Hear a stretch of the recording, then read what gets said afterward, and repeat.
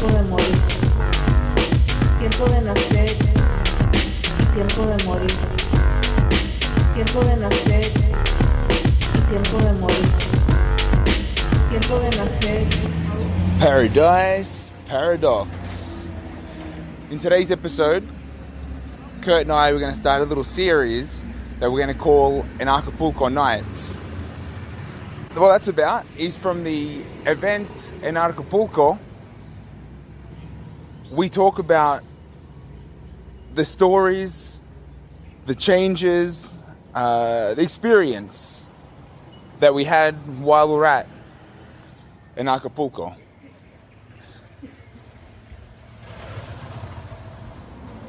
So, in this one, I'm going to talk about my experience on the Saturday night, the party night. I was talking to some dudes about communism. And although I grew up in a capitalist country and I'm quite familiar with the capitalist world, their ideas really hit my core with some of the, I guess, newfound ethics and morals that I've seemed to have adopted. So, in a way, I feel like we're all closet commies, and maybe we just don't know it. But I'll explain it in the show. For now, I am actually in Izúcar de Matamoros, Puebla. And, this is a little morning walk where I'm taking you guys to what I consider to be one of the best kept secrets of Matamoros, Puebla. Introduced to me first by my wife that grew up here as a little girl. We like to come back here and enjoy the laid back country style living. It's pretty chilled. It's good. It's a nice break. It's good to escape. The countryside's wonderful. The country smells really bring you into the moment. It's for me, it's what I consider to really live, to really just take every moment as they come, and not to really worry about the time or anything like that.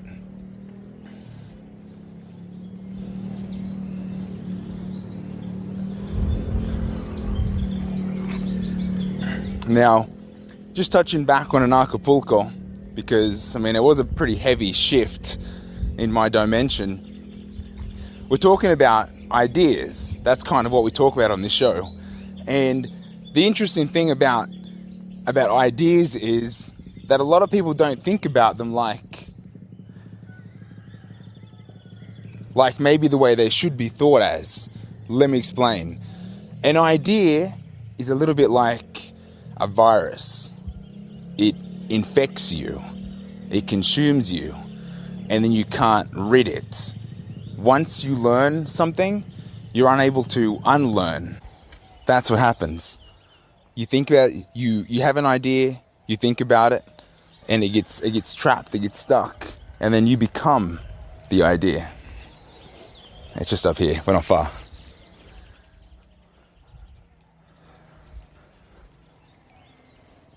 Encima la puerta.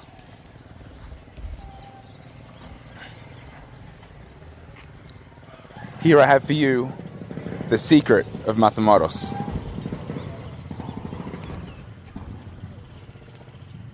Buenos días.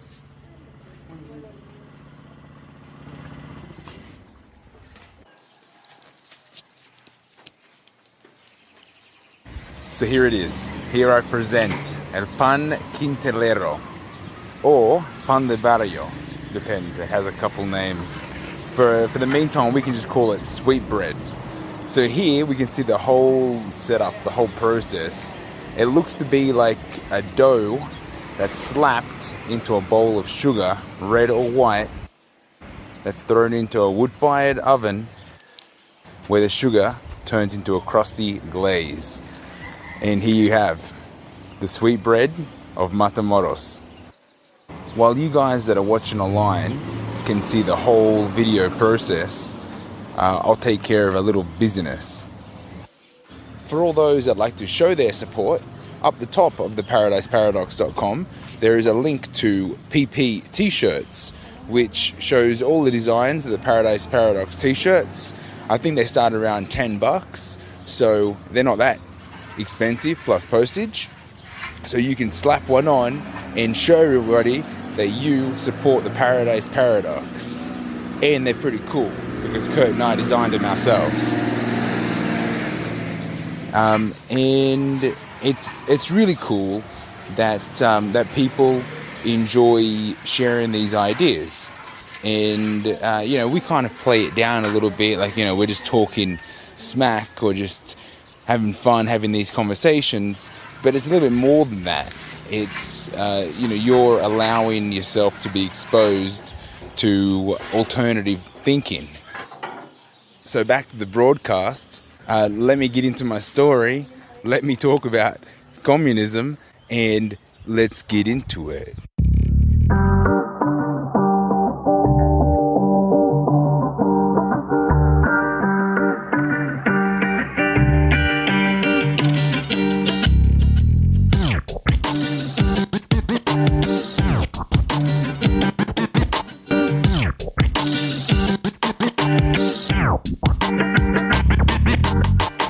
So, Aaron, you want to tell us about your experience at Anarchapulco, or one of them in 2016, about your moment of truth, your moment of clarity, deciding you're going to come out of the closet as a changed man.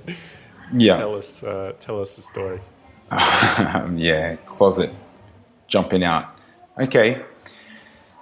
Let me just preface this whole thing with when it happened, under what conditions and where. Last time we're talking about 2015, it was cool because we had these epiphanies, because you're hanging out with a lot of people and you're discussing a lot of really heavy subjects. So it's easy to find your mind slipping. Where you thought you had an opinion on something, then all of a sudden you're questioning your own beliefs, or your core principles of being under like an earthquake, which is great, which is good, because it's like good growth. But this year you were up on stage, and I think you were just about to start your set. Not speaking. Yeah. Yeah. I guess a little bit of speaking. Yeah. Yeah, but mainly rapping. Like you're about to perform. So I've got no one to really bounce exactly like who I am. This is what I'm thinking. How far out at sea am I on this idea? Okay. Kind of like that. Okay, sure. I'm hanging out with a lot of party people, and there's an apple that was used as a smoking implement. And I like to expand mind and all that. Except I met some dudes. I'm gonna say what I always say. Some of the coolest people I've ever met. Okay. Yeah. Sure. And we started talking, and we're talking about property. We're talking about ownership. We're talking about the ability for someone to manage themselves, as in operate and act upon free will within a larger community, and these sort of ideas. So and then out of nowhere, it just dawned on me that what this particular dude was saying was correct in every single way. And then and it was like, exactly what am I thinking here? I mean, without giving it away. And I thought, and I looked at him and I said, does that mean that I'm a communist? Like what I just said, does that imply that I'm a communist? Because I'm agreeing with you. And he had the cheekiest grin on his face, like, This was Pitstop you're talking about. Yes. Yeah. Yeah. And I mean, where do I start with that? Because my mind was completely blown. I was done. I I was so far at sea, I didn't even know what I originally thought in the first place. It was as if I never had an opinion on any thoughts on ownership and property and, for example, land rights, owning. Well, it was like everything was just everything was gone. It was gone. And I thought, what does this mean? And then you started rapping, so I couldn't even. So then I started, the beats and the show, and your profound, knowledge bomb lyrics, and I couldn't. Thanks. Yeah, no, it was cool. I couldn't put my own mind back together, and I was a little bit lost with where I sit, but I was pretty sure that something changed. Okay. Like I was very sure that I was not the same person after that conversation with Pitstop, and I got him back. Like the second night, we had a profound conversation, and I could see he just didn't know where he was at either. So, okay, what was that conversation about? That's the thing. I don't quite remember. That's the problem. It was that profound. Yeah, I mean, you know what it's like. You stayed in that house with me for a couple nights. Like everyone. Yeah, but I didn't have the same experience as you did. We were separated, and you were like staying up till 9 a.m. smoking on the roof and shit like that. So it was a very different experience. Yeah. I didn't get much work done this trip. But I thought what I was doing was more important. Okay, cool. Because we talk about these ideas, and if I don't have my own opinion on the idea, then what's the point? But I realized that whole idea was wrong, because it's more to a benefit to the audience if I don't have an opinion and I explore everything completely objectively. Okay. Yeah. But I mean, you could still have an opinion at the same time. Yeah. Well, I'm going to try and explain what happened, or why I ended up thinking that I was communist for a moment. And I mean, it's embarrassing to say, because I've always thought being communist, not a bad thing, but just a confused thing, because right. I mean, I've always grown up in what appears to be a capitalist world, where we all strive to obtain things or stuff, material. Yeah. And that's a good thing, right? We're almost praised for doing well by having a nice house and a nice car, and to some extent, but it's like we get caught up. Capitalism and consumerism are different things. Oh yeah. Sometimes it would serve people a lot in terms of their level of happiness to reject consumerism, and what they do from there is up to their own their will. Yeah. But consumerism can bind us and affect us in negative ways. Yeah, if your head's not on completely, I feel like you do get caught up with consumerism, where you just keep you're just like like a pig at the feeding trough, and you might be done, you might be full, you might be ready to go carry out other pig-like activities, but instead you just keep scoffing away. Yeah. You remember that speech I showed you from Pepe Mujica's? I showed it to you like 4 years ago, and he got up at the Rio 20, I think was the event, and the president of Uruguay, this little country, just gets up and it is like, yeah, listen to me, everybody's working so hard, but they don't have anything to show for it. They have to go to work 12 hours a day to pay for the motorcycles and the cars and the boats.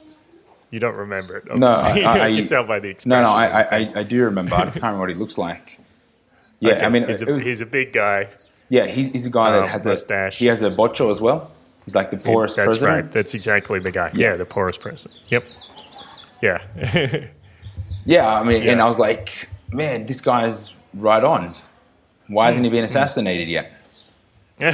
Because he's only the president of Uruguay, I guess. Not a big deal. Nobody cares too much. Yeah. But, I mean, the guy is a socialist, but, he's probably one of the politicians out of all the politicians in the world, is one of them that I actually respect. And that's a very limited number. Because he's consistent with his principles. He acts, he's congruent in his actions and his words.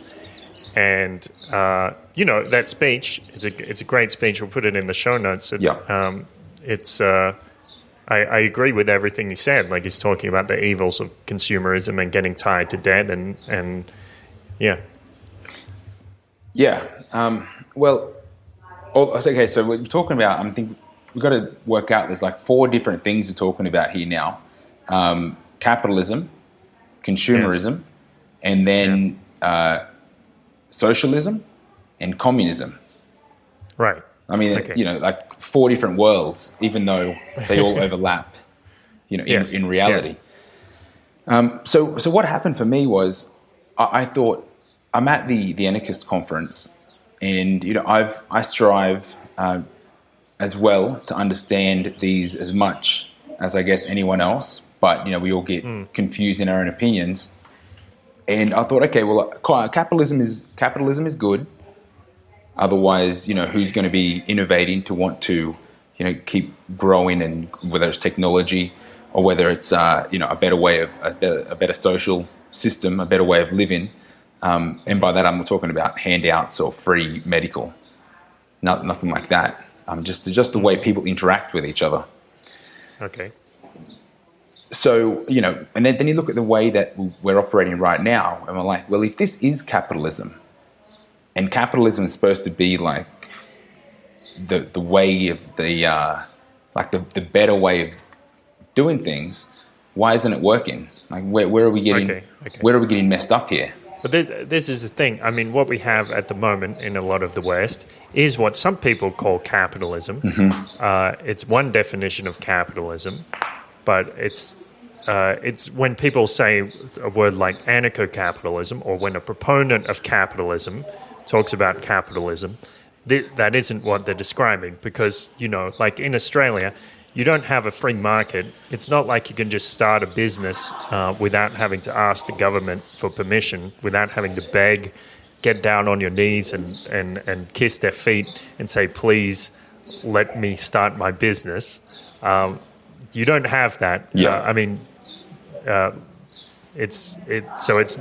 means it's not a free market, which means it's not capitalism in this definition of the word. Well, it's so ingrained that we call it capitalism.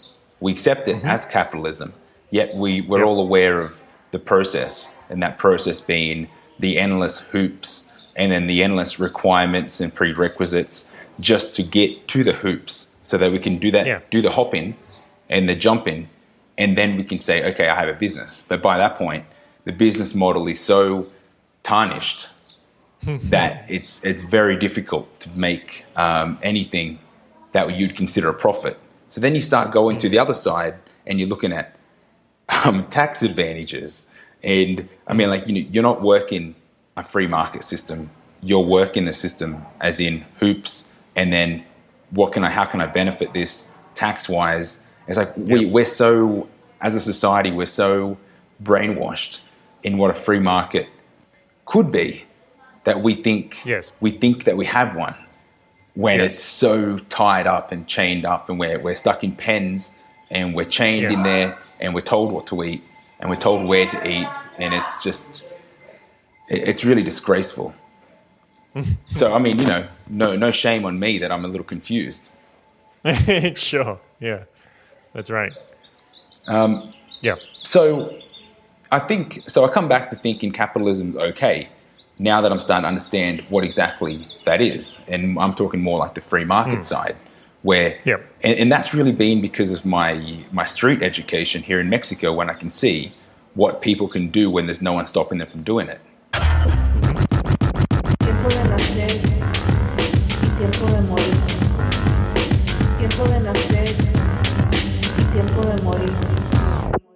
Tiempo de nacer y tiempo de morir.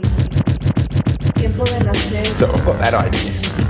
And then I've got Pitstop telling me that capitalism is not the way to do it.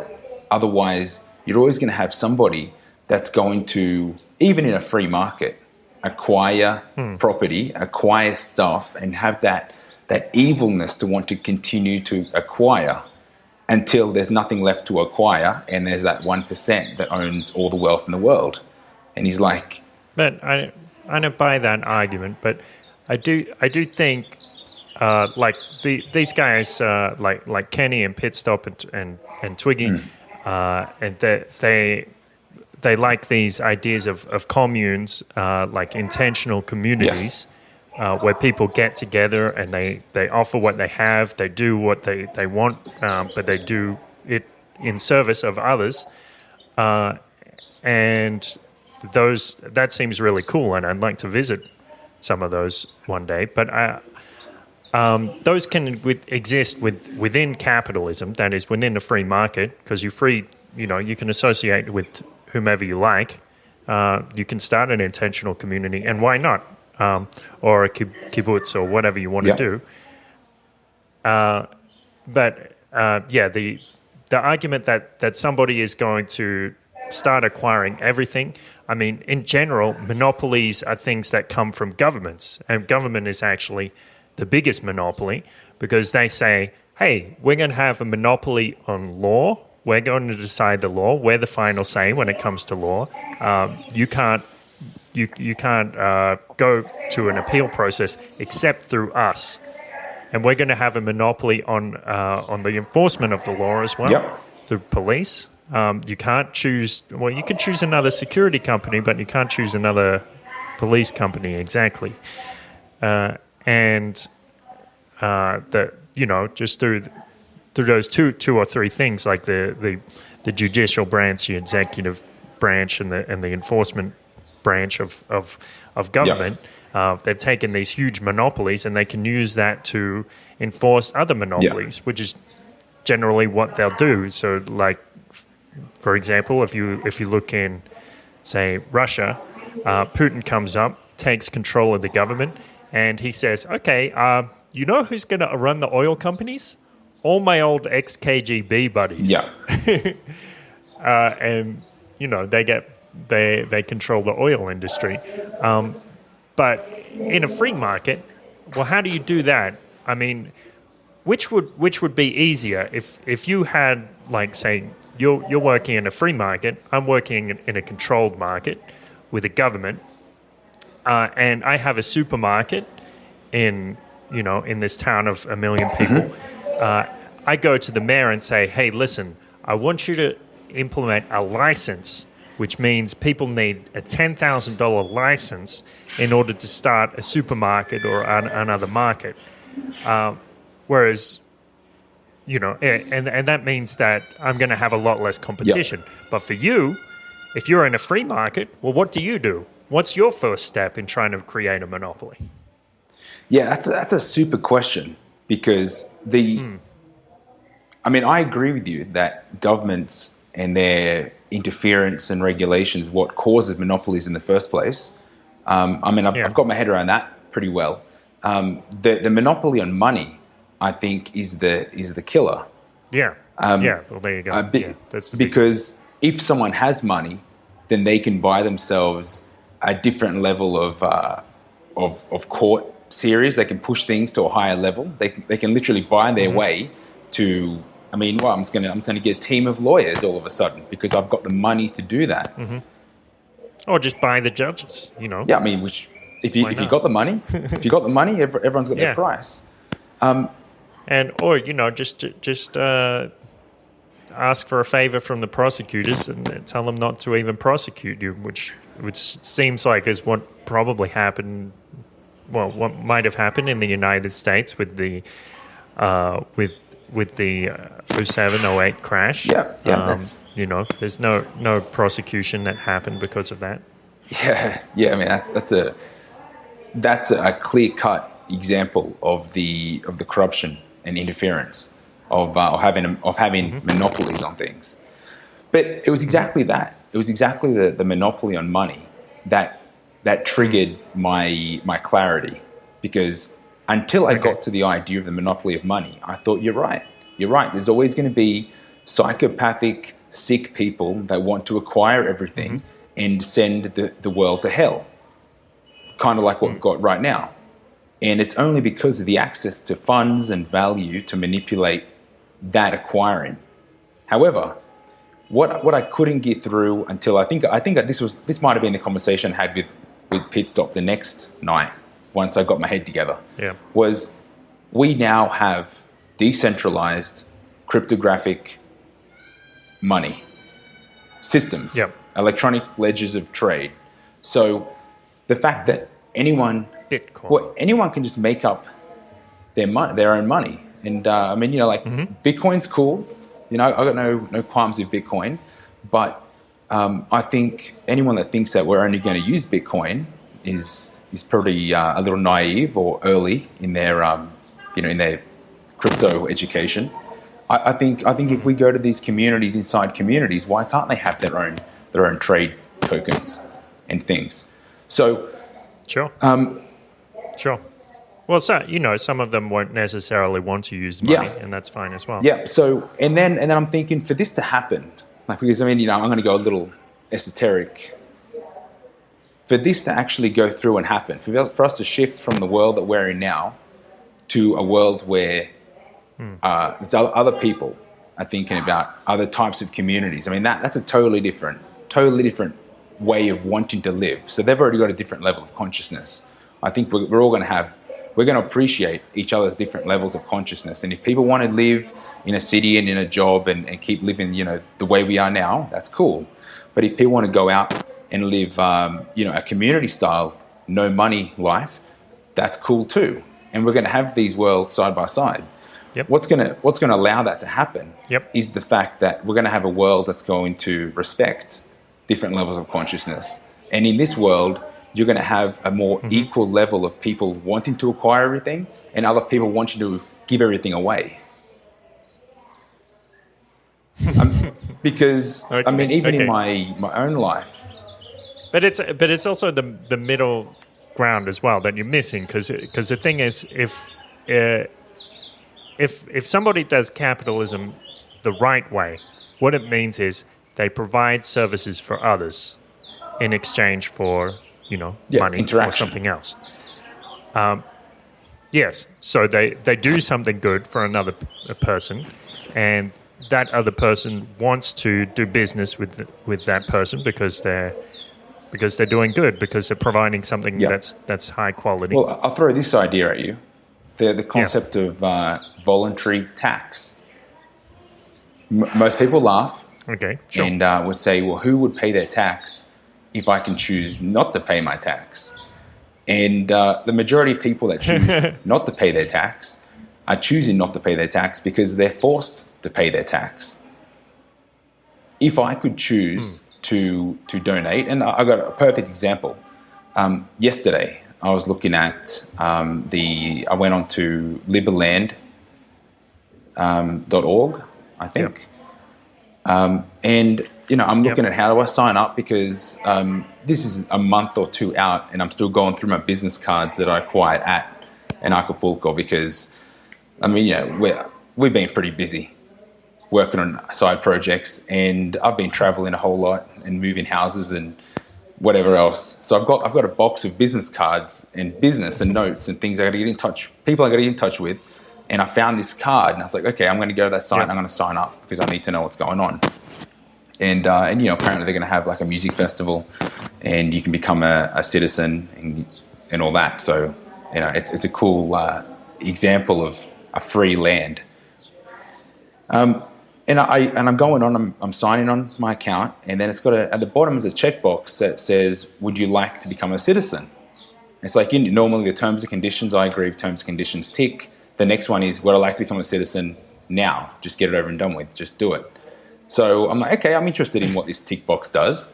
I click the text box here, and it pops down another whole lot of text boxes where you can put more details in, like your address and what nationality you are and what country you come from, where you're at the moment, all that kind of stuff. Yep. And then there's another series of tick boxes, and one of them is something on the lines of, am I willing to support this country as in a monetary donation? Now, in a way, this is kind of like a voluntary tax. And then, I'm not sure how they're going to enforce it, but it's essentially giving a donation to the country to organise, its diplomatic paperworks. Well, that's a thing. They're not enforcing exactly. it. And I'm pretty sure when I heard the president speak, he said something like, you have we have the fee of the government services. You don't have to pay it, but you can. Well, that's what was cool. It was like, do I want to contribute? Yes or no? If yes, how? And where do you want to see the money go? Like, okay, he's put an amount in, put in $1,000 or whatever, and then say, well, where would I like to see that money go? It's like, that's never been asked to me before. It's when you're going through something and you're not just putting details in because you're forced to, you're not just ticking boxes because there's no yes, no, it's yes or yes, or the okay and continue button doesn't appear, right? And I'm thinking, okay, this is too intense. I don't know if I'm ready to become a citizen right now and yet, because of course I want to donate, but I'm not in the position to give them what I think they need. So let me think about that. Well, he said it's very easy to become a citizen if you just go there for a year. See, now I'm thinking, what's their climate like? Or maybe, I don't know, it might have just been a few months. I don't know. I'm interested in going. It's right on the border of in between Croatia and Serbia. So a whole year. I mean, they've only got one cabin there, right? I don't know how many people live in there, and I don't know what the weather's like. I'm assuming it's going to be cold. I don't know what they have in terms of accommodation, but and then I thought, how am I going to get there? It's an island. I mean, do they have a boat, a bridge, a ferry, or what? I might have to canoe over or something. Yeah, that's what they said. Yeah.